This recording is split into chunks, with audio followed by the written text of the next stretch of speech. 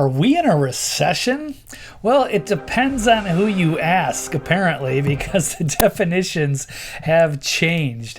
As a senior economist that has been fact-checked by Facebook for saying that the United States is in a recession, according to PolitiFact. So an experienced economist has been fact-checked and corrected. Phil Magnus, a researcher and educator with the American Institute for Economic Research, reacted to this incident by commenting, "We live in an Orwellian hellscape." So Facebook uses independent fact-checkers at PolitiFact, a brazenly partisan operation, which corrected Magnus's post about the Biden administration attempting to change the definition of a recession. So this is, yes, the independent fact checkers from a guy who's been doing economics for decades. It's pretty crazy stuff. So, and he even pointed this out back in 1978, the New York Times, which calls a recession, it's a basic definition, 2 consecutive quarters or 6 months of actual decline in a country's production of goods and services. That is a recession. That's what it's been forever, but no more. And speaking of the New York Times, you've got Paul Krugman, who even appeared on CNN's Potato Man Stelter show, where he said, "Can we dispense with the recession debate? Are we in a recession? And does the term matter?" And the former Enron advisor, Paul Krugman, "No, we aren't. And no, it doesn't." Can we dispense with the recession debate real quick? Are we in a recession? And does the term matter?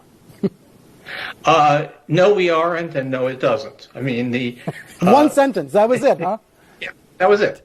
So even he has come out to defend the administration. So now they're just going to gaslight the public, apparently. They can't just, man up and say, we're in a recession and we're doing the best we can. We just had a couple tough... I mean, even just blame Trump. Usually that's what they do. They blame the last guy for the recession. Well, it's Trump and did this and Putin's price hike and, it's this and that.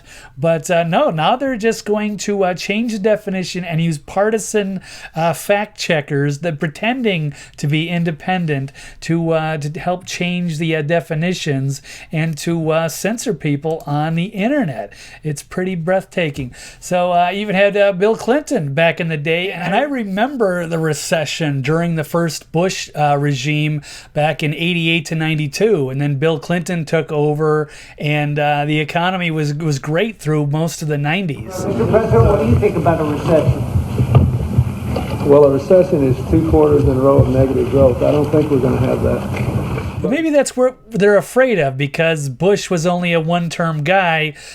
Clinton came in and did a much better job. So maybe they're worried that Biden is going to suffer the same fate. So now they're just, but I mean, they're just going to do Orwellian gaslighting. Like, this just doesn't make any sense. But they're going to keep doing this as long as they can get away with it. It's totally insane.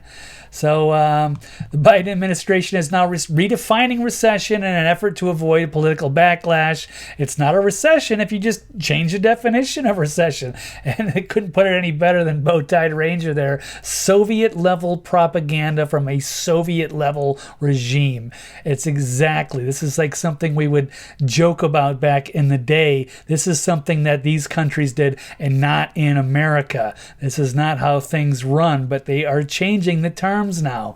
So this is not the same country that I grew up in. And even Wikipedia has changed the definition of a recession to favor the Biden regime and then locked the page. So apparently, it's kind of an open source. People can go in there and change things around. But they went in there to fit the narrative of the ruling elite, the ruling regime that's in power, and changed it to appease them.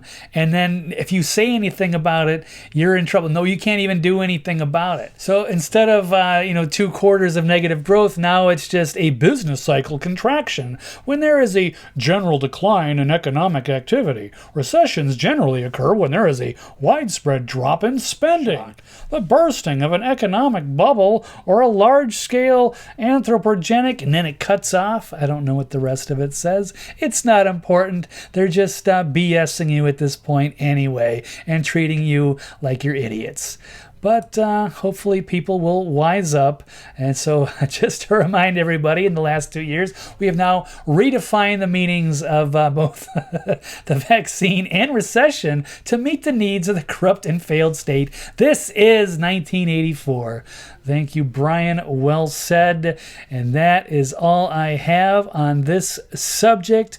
This world keeps getting weirder by the day. It's terrifying, but also quite fascinating. So we'll see what happens next and take it from there. So thank you all for listening, and we'll see you next time. If things are going so great, though, then why is it the White House officials are trying to redefine recession? No, we're not redefining recession. If we all understand a recession to be 2 consecutive quarters of negative GDP growth in a row, and then you have White House officials come up here to say, no, that's not what a recession is.